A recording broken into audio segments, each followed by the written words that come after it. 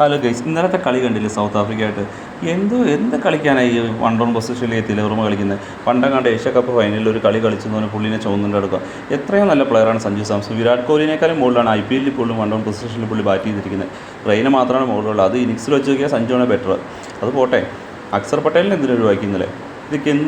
ഇതൊക്കെ ഓരോ രീതികളാണ്. വാഷിങ്ടൺ ഗൗതം ഗംഭീറിൻ്റെ കൊച്ചുമോനാണ്, ഇനി പിറക്കാതെ പോയ മോനാണ്. എന്താ കാണിക്കുന്നത് അവർ?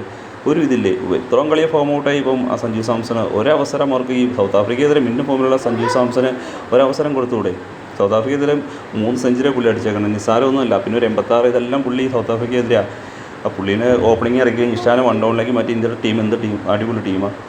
പിന്നെ അതുപോലെ ആ റിങ്കു സിങ്ങിനെ മാറ്റിയിട്ട് വേണമെങ്കിൽ തിലകർമ്മേനെ കളിപ്പിക്കാമല്ലോ. 5ാമത്തെ പൊസിഷനിൽ ഹാർദിക് പാണ്ഡ്യയുണ്ട്, ദൂബിയുണ്ട്. അപ്പോൾ ബാറ്റിങ്ങും സ്ട്രോങ് ആയി.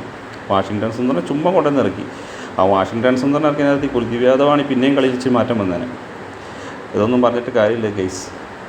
അത് ഒരു പ്രത്യേക ലോബികളാണ് ക്രിക്കറ്റാണെങ്കിലും ഭരിക്കുന്നത്. അപ്പോൾ നമ്മളതിനെപ്പറ്റി ചർച്ച ചെയ്യുന്ന അർത്ഥമല്ല. നമ്മളിങ്ങനെ പറഞ്ഞുകൊണ്ടിരിക്കും അവരെ ഇറക്കി ഇവരെ ഇറക്കുമെന്ന് പറയുന്നതല്ലാണ്ട് കോച്ചിനും വിട്ട് മെൻറ്ററിന് എല്ലാവർക്കും താല്പര്യമുണ്ട്. പക്ഷേ ഗംഭീർ തോന്നണമല്ലോ. ഇപ്പോൾ പണ്ട് അഗാർക്കറായിരുന്നു, ഇപ്പോൾ ഗംഭീറായി. ഈ വാവ്ലിയൻ സൂര്യകുമാർ അത് ബബിൾക്കാൻ ചവച്ചുകൊണ്ട് വന്നിരുന്ന കളി ജയിക്കില്ലോ. പണ്ടെങ്ങാണ്ടോ കളിച്ചെന്ന് പറഞ്ഞാൽ ഇപ്പോഴും ടീമിൽ തൂങ്ങി കിടക്കണതാണ് സൂര്യ. 10 കളി കളിക്കും, ഏതെങ്കിലും ഒരു ചോട്ട ടീം വരുമ്പോൾ കളിക്കും. അഭിഷേക് ശർമ്മ അതുപോലെ. എന്താ പറയുക, ഒന്നും പറയാനില്ല. സഞ്ജുവിനെ അടുത്ത കളിയിൽ ഇറക്കി ഇന്ത്യനെ ജയിപ്പിച്ചാൽ മതിയായിരുന്നു.